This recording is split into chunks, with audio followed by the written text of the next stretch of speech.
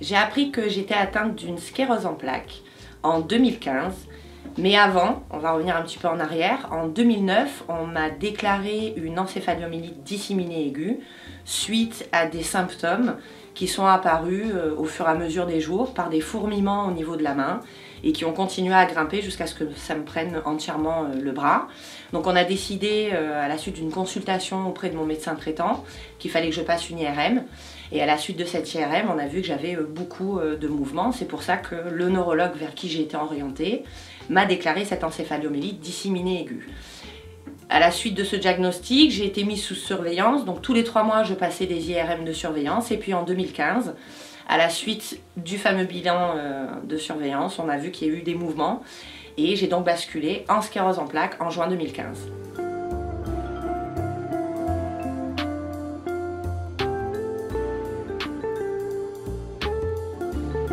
Alors, est-ce que j'ai été bien suivie à l'annonce de mon diagnostic? Il y a le oui et il y a le non. Le non, c'est parce que lorsqu'on nous annonce le diagnostic, on a une carence de 15 jours avant de rentrer dans la prise en charge. Et je dirais oui, parce qu'à partir du moment où on rentre dans cette prise en charge, c'est-à-dire traitement, suivi IRM, suivi prise de sang, rendez-vous régulier, il y a en effet un protocole de prise en charge au niveau du suivi de notre maladie.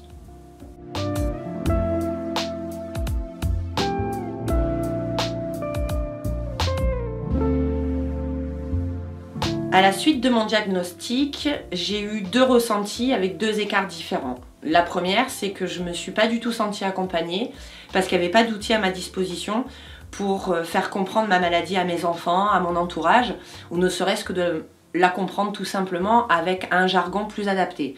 Et à partir du moment où je suis rentrée dans la prise en charge du patient, c'est-à-dire les 15 jours après le diagnostic, on rentre dans un parcours patient où là, je me suis sentie prise en charge puisque j'ai découvert mes différents acteurs de prise en charge et j'ai vu que sur l'année, j'avais un calendrier pour suivre et mieux comprendre ma maladie.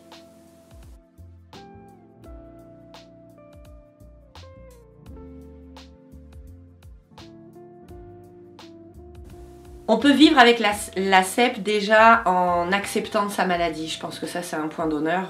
Si on ne comprend pas la chose, on ne peut pas l'accepter.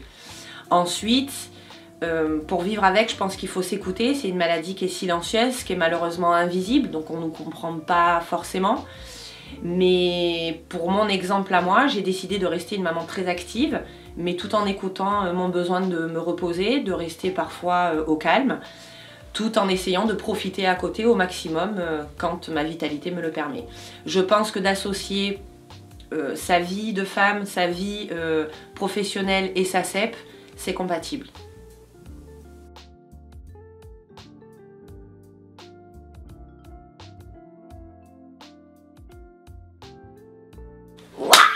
Alors, pourquoi je milite pour la sclérose en plaques?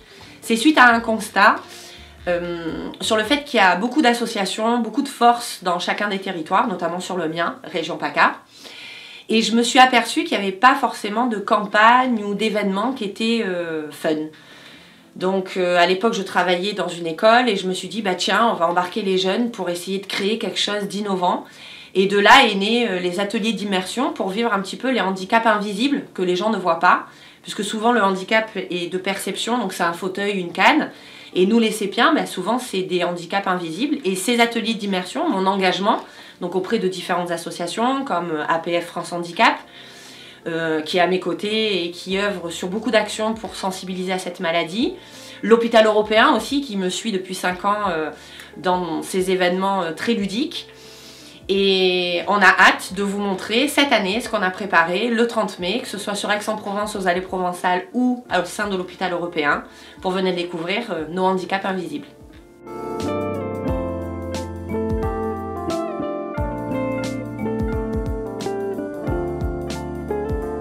Le partenariat avec le ministère de la Justice est tout simplement fait par le biais de mon amitié avec Nadja Dogman, qui travaille au sein de cette institution.